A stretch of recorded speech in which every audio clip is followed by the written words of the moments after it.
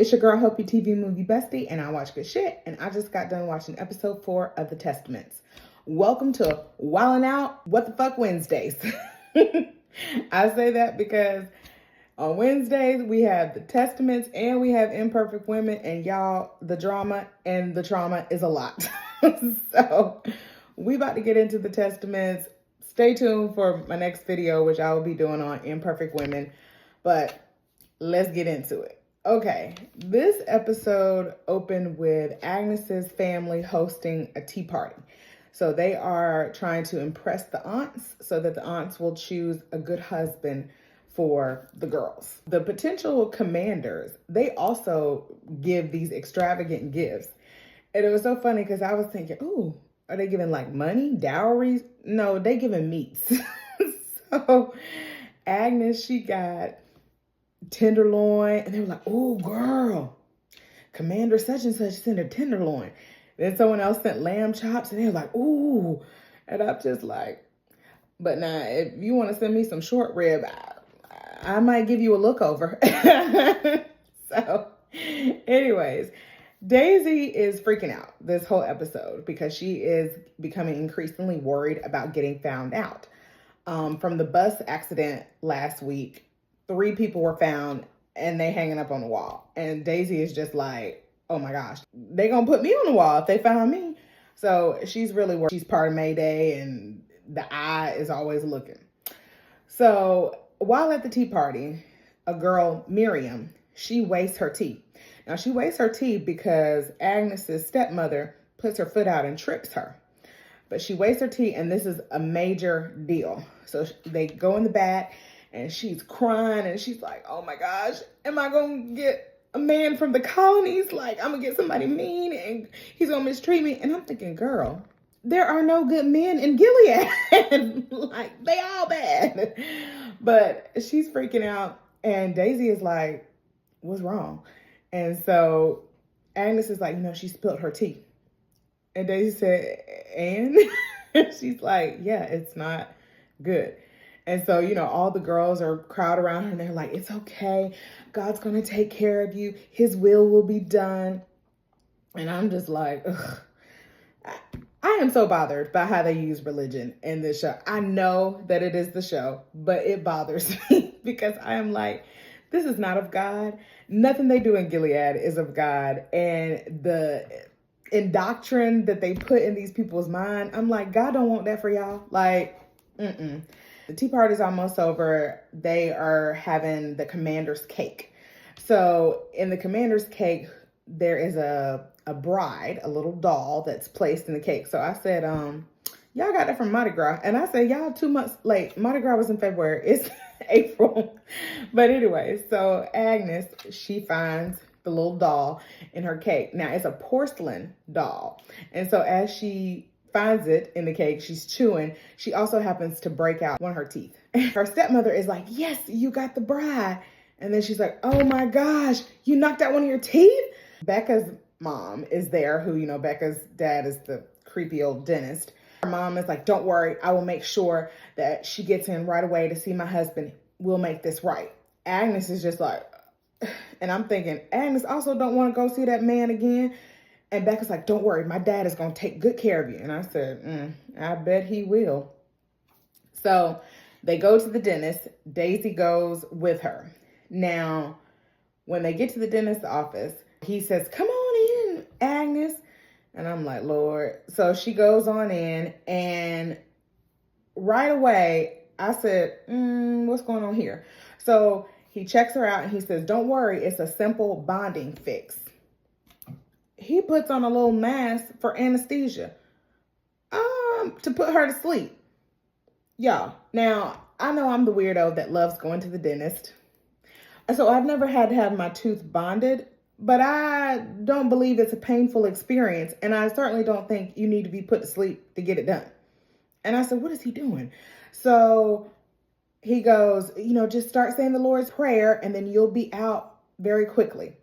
So she starts praying and she leans over to the side because the door is ajar and she can see Daisy in the waiting room.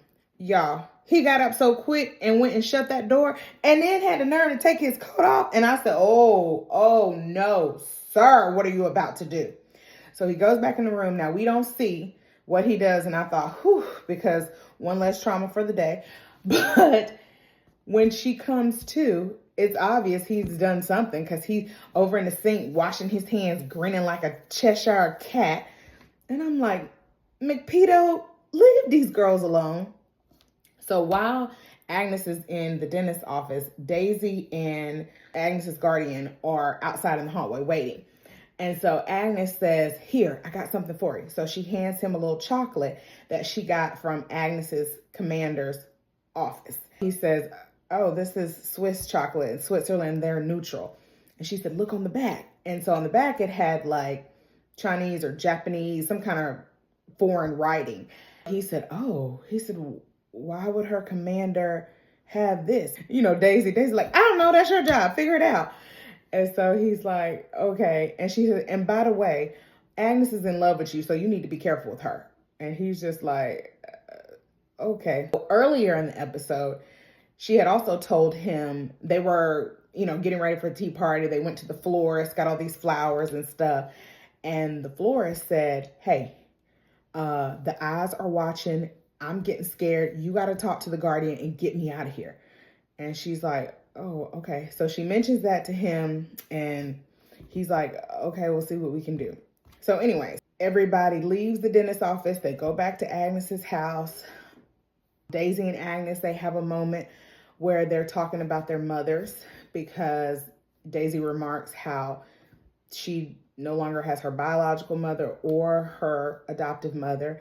And Agnes is talking about it as well because I don't think at this point Daisy knows that June is Agnes's mother, but Agnes says, we don't talk about my biological mother, and my first stepmother passed away and now I have this stepmother. So, they have a little bonding moment over that, and then Daisy goes home.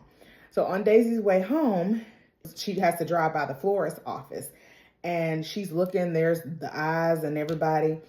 And turns out the eyes came into the florist shop and she got scared and started running and they shot her dead in the street. And so Daisy's just like, oh my gosh. So she uses this as a reminder to herself. She's like, girl, you gotta get and keep your shit together. And all your emotions, your feelings, whatever's going on with you, you gotta just push that down. Like, you gotta push it down and you gotta go on. So at night, that's her time. She don't be sleeping.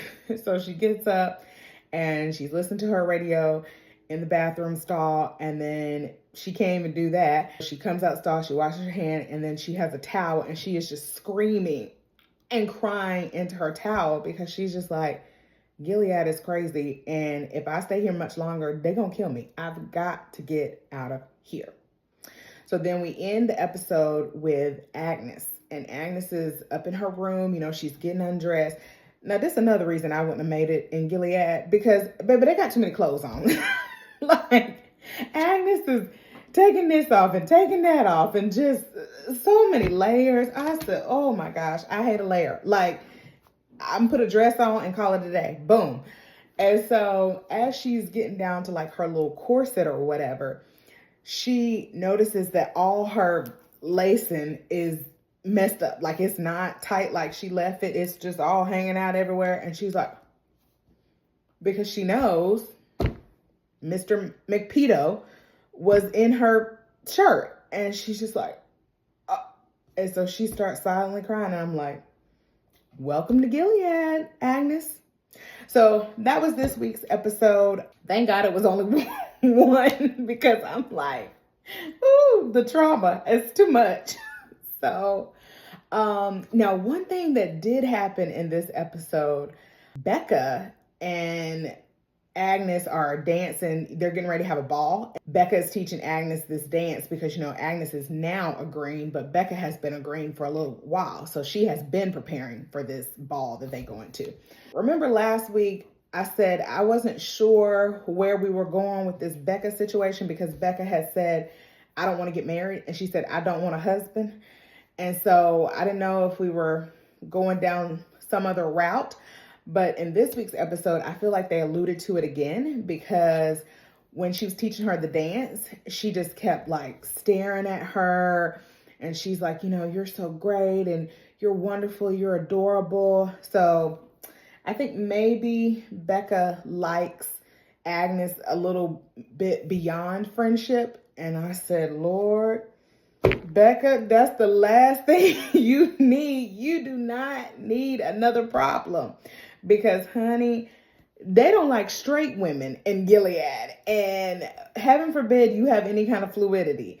So, oh, Lord, I'm just praying for Becca. So that was a little piece of this episode as well. So what do y'all think? Are y'all liking the show? I'm really enjoying it. Kinda. I get so angry watching this show, but I like it in general. What do y'all think so far of the episodes, what we've seen this season? Let me know in the comments, and you know the deal. I'm on all the socials, your TV movie bestie, and I will see y'all on the next episode on the next show. Bye, besties.